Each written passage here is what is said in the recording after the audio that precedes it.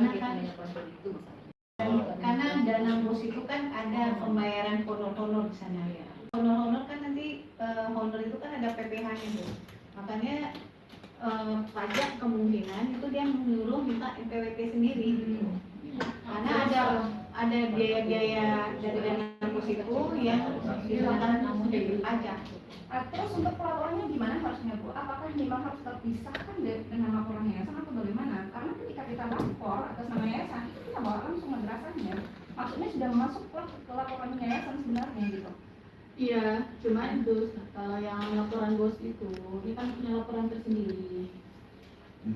Ke Kemenag tuh bos tuh punya laporan tersendiri, jadi mereka harus punya itu. Di laporan yayasan itu kan laporan umum, misalnya madrasah dia juga punya donasi, ada laporan penggunaannya, sumbernya dari yayasan, makanya include laporan itu. Tapi kalau bosnya memang punya laporan tersendiri, makanya butuh NPWP tadi.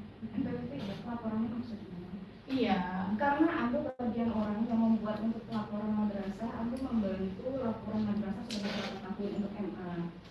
Nah, laporan yang dibuatkan untuk MA persis dengan laporan yang dibantu dilaporkan ke pajak, sama laporan. Iya, tapi kan dia sama tidak ada beban yang lain di situ. penyusutan pembangunan, beban penyusutan peralatan, mesin lain sebagainya sama akunnya. Maksud Anda tadi itu, kalau memang tadi tapi kan tidak ada pemotongan untuk sekolah. Tidak ada pajak. Mungkin lebih untuk ini Bu. Pajak itu kan punya aturan sendiri dia ya. Pajak itu mereka punya aturan sendiri. Iya, biasanya dia akan melihat misalkan dari kita laporkan itu ada enggak apa sih, ada subjek yang bisa dikenakan pajak, misalkan pendapatan misalkan seperti itu ya. Nah, jadi bukan melihat pajak keseluruhan. Kalau yayasan pajak keseluruhan ya dari totalnya tadi. Kalau ini mungkin lebih kebutuhannya untuk misalkan di sekolah di dalamnya itu ada objek, termasuk misalnya ada unit usaha. Unit usaha itu kan punya hasil komersil. Nah, walaupun unit usaha misalkan kita misalkan punya swalayan, kita gabungkan ke yayasan, dia kan kena di yayasan kan nanti dihitung labanya, dihitung pajaknya dari entitas yayasan. Tapi untuk yang unit usahanya, kenapa dia minta juga misalkan laporan tersendiri? Dia melihat entitas di dalam itu yang mana yang objek yang bisa dia kenakan pajak.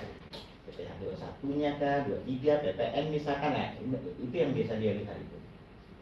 Nah, berarti untuk keuangan seperti biasa berarti ya Pak ya, nggak apa-apa tetap tergabung ke yayasan. Kalau memang orang pajak minta laporannya nggak apa-apa, dibikinkan sendiri juga gitu. Karena kebutuhan, karena mereka mewajibkan itu, mereka melihat. Karena ujung-ujungnya aset yang laporan dilaporkan bosnya kok nggak bisa cair untuk selanjutnya.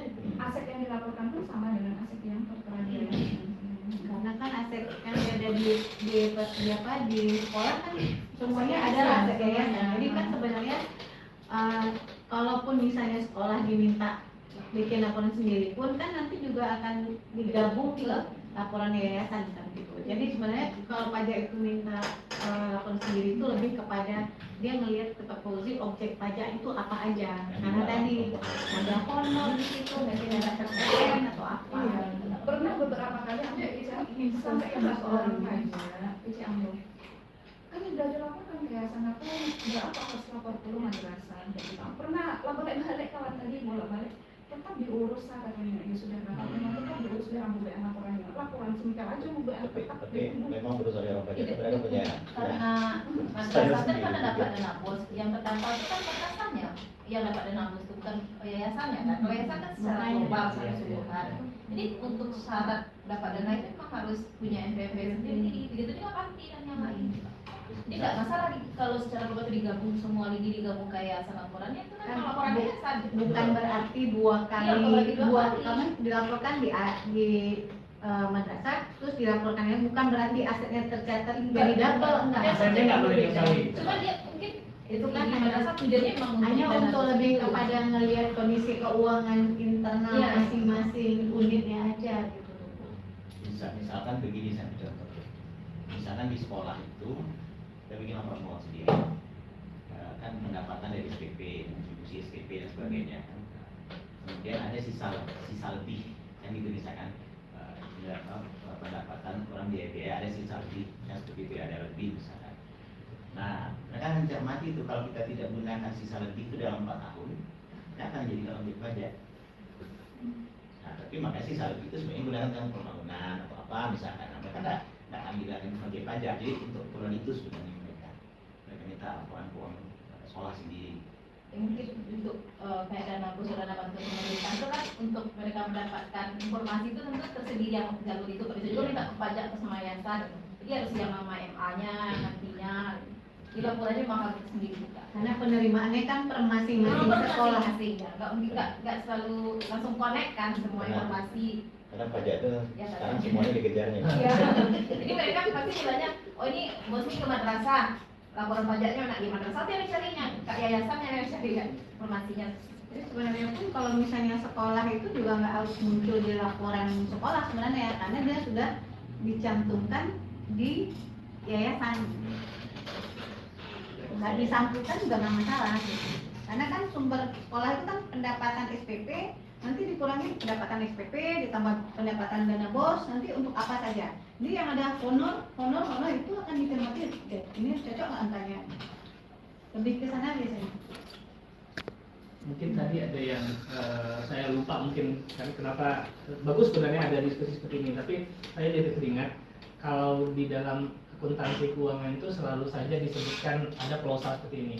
Tujuan dari standar ini adalah untuk laporan keuangan yang bertujuan untuk umum sebenarnya. Tapi kalau untuk yang khusus nanti mengikuti pada aturan. Tadi kalau pajak misalnya, itu ikut ke aturan pajak tadi. Jadi konteksnya apa di sini? Kalau misalnya nanti yayasan di audit start, nah itu gabungan semuanya. Jadi lebih kepada audit yayasan secara keseluruhan. Kalau pajak mereka pasti minta masing-masing sesuai dengan keperluannya. Atau misalnya untuk siapa regulator ke Kemenak atau apa segala macam, mereka pasti punya perlu sendiri. Tapi itu tidak diatur oleh yang ini. Ini untuk general purpose istilahnya, untuk kepentingan umum. Mohon maaf Ustaz, ini pernah diaudit ya? Kalau yayasan? Udah. Nah, jadi kalau yang diaudit di yayasan itu yang sudah dikumpulkan semuanya. Gitu Bapak Ibu. Baik, saya izin untuk melanjutkan dulu paparan ini. Jadi seperti tadi ya, kalau badan hukumnya terpisah, nanti dia juga terpisah pelaporannya. Kalau untuk yang tidak terpisah, tentu saja nanti masuk ke dalam entitas pelapornya, itu yayasan. Nah, ini untuk laporan keuangan, ya, ada beberapa komponen di laporan keuangan itu yang harus disiapkan. Mudah-mudahan yang di 2019 tadi Bu Leni udah diupdate dengan yang terbaru ya aturannya. Kan 2019 itu kalau yang terbaru itu kan sebelumnya kan SAK 34, sekarang 35. Yang maksudnya kan? Kalau dulu itu kayaknya masih yang PSAK 45 dulu mestinya itu. Kalau tahun nggak salah nggak tahu saya dulu perlu kita cermati ya. Jadi yang perlu ditampilkan di dalam laporan keuangan itu antara lain laporan posisi keuangan. Ini mungkin kalau yang kita kenal namanya neraca gitu ya.